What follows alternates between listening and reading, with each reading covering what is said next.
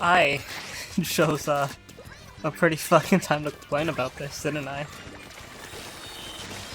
Reflux means my heart goes out to you. I'm sorry for your loss.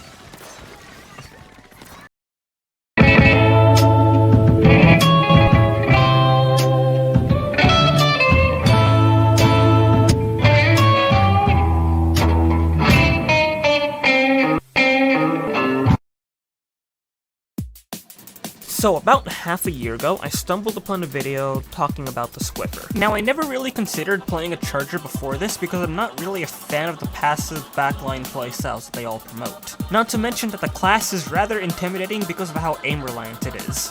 But something about the Squiffer in particular felt special to me, like it was calling out to me. Honestly, I should have gotten a hint 2 years earlier. I got the game so I could play dualies, but in Octo Canyon, I thought that the charger was more fun than the dualies, but that's for another time. Regardless, I gave the Squiffer a try, and I fell in love with it instantly. The main weapon is simply everything that I love in a weapon. Its single-fire nature makes the build-up to every shot feel like a musical beat drop as if I'm playing Direct Hit Soldier or Flare Pyro. This sound is like a hard drug, and just like drugs, I am down for that shit. I owe very dangerous people some money, and I can't afford to not make this video. Its range, charge speed, and lack of movement penalties just give this thing a distinct flow that none of the other weapons have, and it makes what I think is the most fun weapon in the game. And I don't have to worry about being effective because, I mean, it's reliable enough. Despite my praises for the weapon, there's one thing I actually don't like. Is that the kit? It's the kit.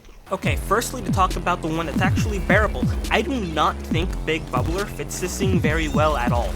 It's not useless or directly harmful. I can immediately think of at least a few situations where it's helpful.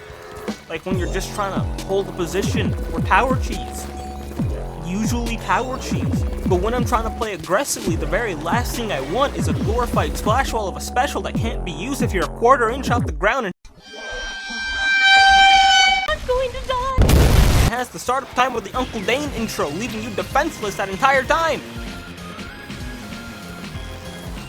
But at least there's several situations where it is useful, even if it isn't 10,000% in line with why I enjoyed Squiffer. I could live with this if the weapon at least had a good sub.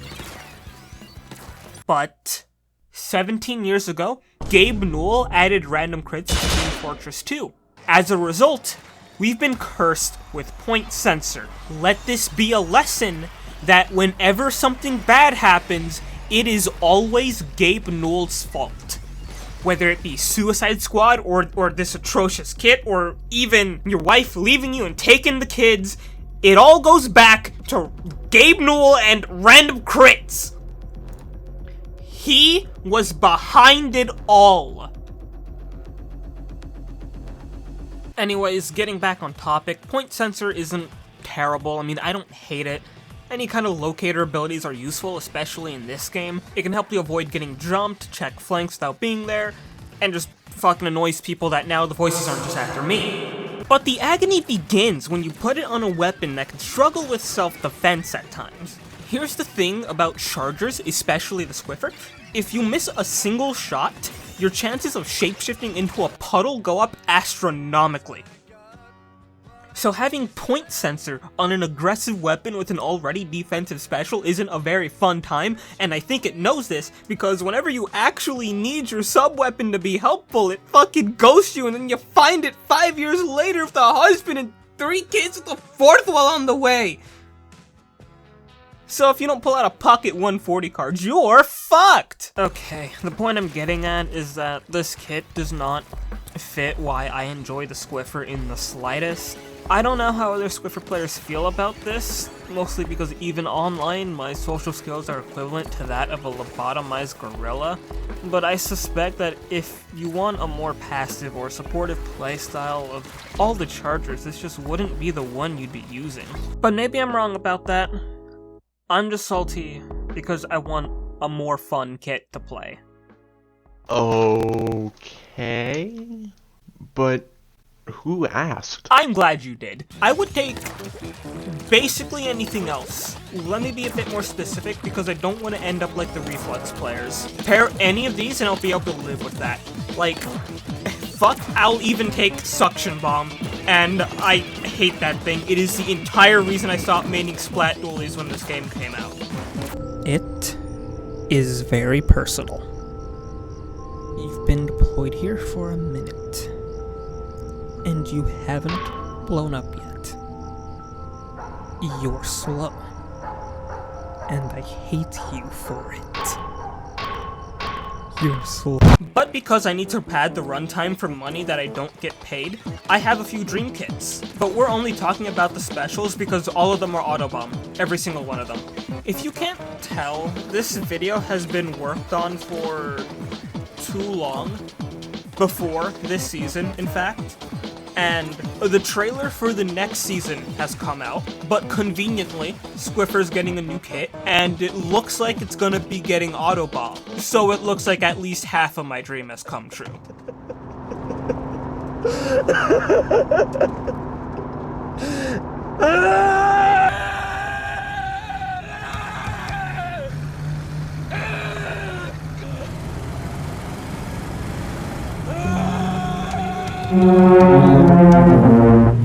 I think the most boring option for a special is probably the most competitively viable one, and it's Trizuka. Squiffer has the lowest range of any charger, so it's not impossible to get shit on by an E-liter or a Splat charger, so the counter to that is to just fucking nuke them. I have nothing else to say. It's very easy to see why these two would synergize. It would be a great fit, just at the cost of curing my sleep problems. I can live without this one, personally. Here's something fun. Does anyone remember Autoballer? I didn't because I only started playing a year before Splatoon 3 came out and one-trick Splat Dualies, but regardless, I went back to play it, and it's pretty fucking fun. Partially because the maps weren't nearly as shit, you could go behind, shoot some guys, pop a baller to escape, or just stay in. I had no idea how much I would love this kit until I actually played it, but Baller didn't make it a return in Splatoon 3.